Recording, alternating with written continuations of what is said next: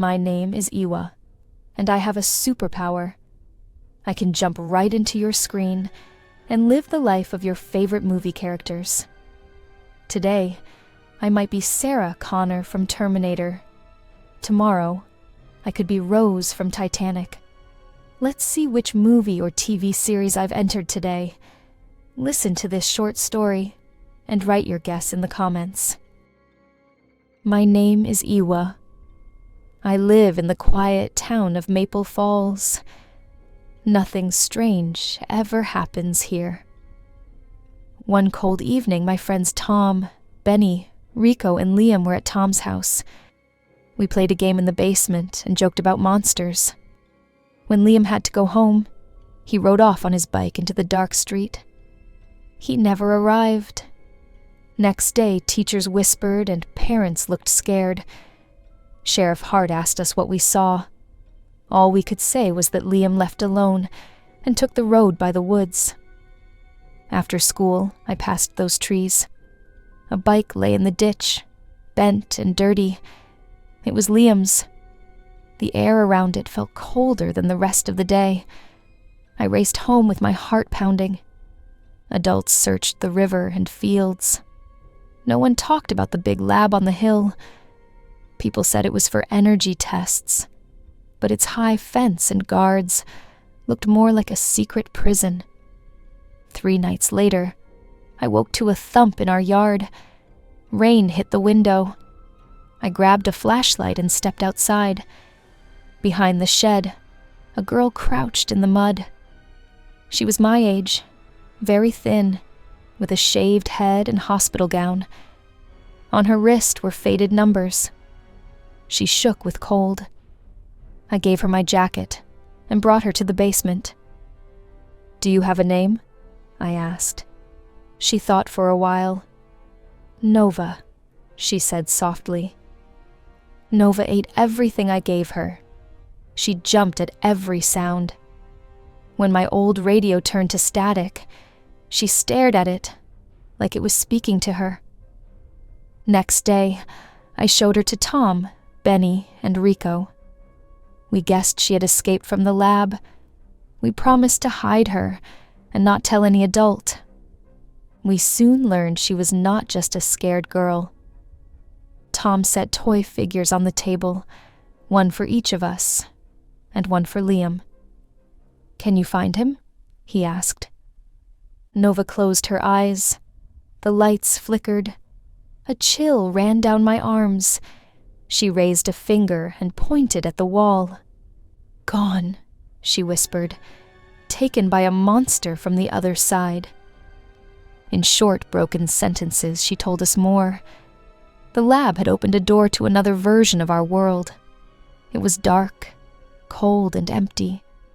A hungry creature lived there. Scientists had used Nova's power to open the door. The monster slipped through and dragged people back, moving through walls like water. Nova ran away. We did not want to believe her, but things in my house changed. Lamps blinked on and off in patterns. The phone rang with only heavy breathing. Shadows moved without anyone walking. Once every bulb in the kitchen burned white and hot. On the wall, I saw a tall shape with long arms and a mouth where its face should be. Nova grabbed my hand. "He is close," she said. "He smells fear." We knew no grown-up would listen, so we made our own plan. Nova said she could search the dark world if she floated in very salty water. Late at night, we sneaked into the school gym, filled a small pool, and poured in bags of salt. We turned off the lights. Nova lay on her back in the water. Her eyes went blank. The room fell silent. "I see him," she murmured. "Liam is in a house like yours, but empty and cold. Dust hangs in the air. The monster walks on the ceiling." Blood ran from her nose, and the water shook. We pulled her out before she slipped under. She gasped and clung to me, but said Liam was still alive. Next day, Sheriff Hart followed strange tracks and reached the lab. Sirens sounded all over town. My friends and I took our bikes there. We were afraid the monster had opened a larger door. Inside a wide room we saw it. A crack hung in the air, like someone had cut the world. Freezing wind blew from it. From the crack, a gray creature crawled, tall and thin, with a head that opened like a flower full of teeth. People ran.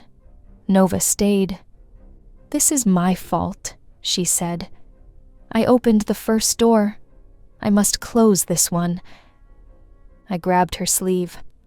"No," I said, but my voice was small. She gave me a quick, sad smile. "Thank you for being my friend, Iwa."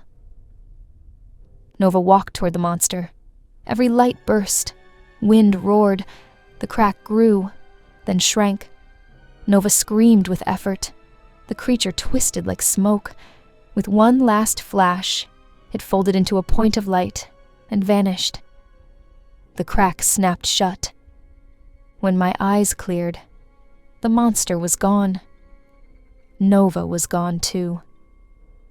Some days later, Liam stumbled out of the woods, thin and pale.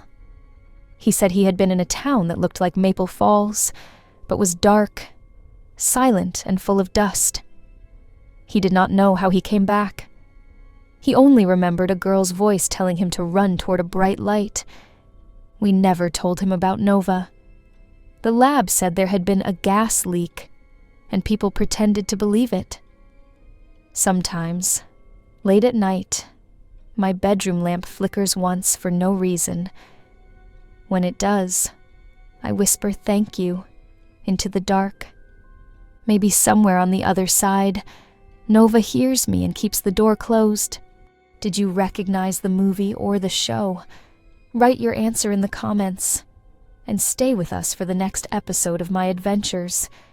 Here's another awesome video for you.